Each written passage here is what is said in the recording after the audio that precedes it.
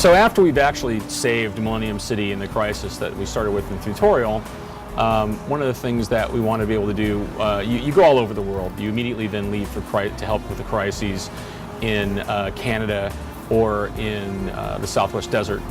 But you eventually come back to Millennium City, which has had some time to rebuild since you've been gone. And of course you'll be going through different levels, gaining statistics, gaining powers. And what we want to do is to give you a place that was really iconic to come back and actually do something with those powers that other games don't let you do. So we came with this idea for the powerhouse. So I'm going to go ahead and enter into the powerhouse. So there we go. And the idea with the powerhouse is it's a place you can go to actually test your powers out before you use them. Usually, you have to go do tons of research on the web and figure out what the powers you should get. But here at the powerhouse, you can actually go in, choose what you're going to take, and then try it out. If you don't like it, you can come back and say, nah, I think let me try this other one instead.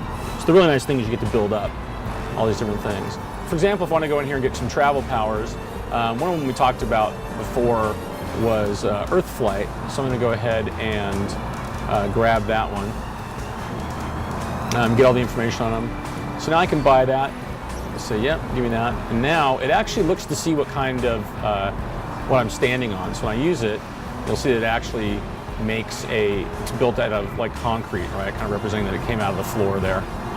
If I was standing on ice, it would be an ice, like an ice block I'd be on. If I was over grass, it'd be grass, or desert, it'd be like kind of a sandy clump. And if I've fallen off of a building and I activate it, it actually is a cloud that I'm on.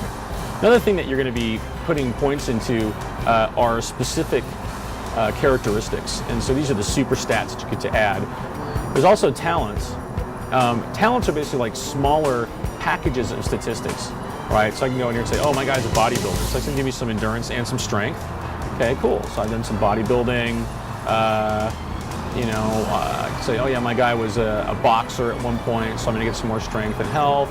I'm kind of taking things that are helping my area. They've sent in their most powerful warriors, including the dreaded Lemurian sorcerer, Viker in the Blind. So this is the kind of the really, I think, one of the best parts about the powerhouse is I can go in here, we have all these test dummies, and now I can go in and try out all of my new powers that I have. So there's my big haymaker, knock that guy back, I can go select another guy, and then there's a big charge up punch, bam, knock that guy back. So I can see what Enrage does for me. There we go. I can look at the numbers. Yep, I'm doing a lot more damage that way. I can also then, for example, see this guy and say, all right, let's try out this. I can try Hurl. Okay, cool. That's what that does. And the world is populated with big items like this. So the thing that's really cool about that, let's see, a massive weight. So yeah, my strength is enough to pick up something that's massive. And I could also check the damage on that. Nice. And all the items in the game have different weights associated with them. So the thing that's really neat about that is that you kind of find, if you're a strength-based character, another advantage you get is finding basically weapons out in the world that you just get to use, including things like picking up tanks, and I think there's even an F-16 hidden somewhere. One of the things that we introduced through the entirety of the game is this concept of collectible action figures you can get. You can get them by doing PvP stuff, by doing the Nemesis missions. There are rewards that you can buy in those stores. There are drops off of certain rare bosses. There are really rare drops off of the big world bosses in the game.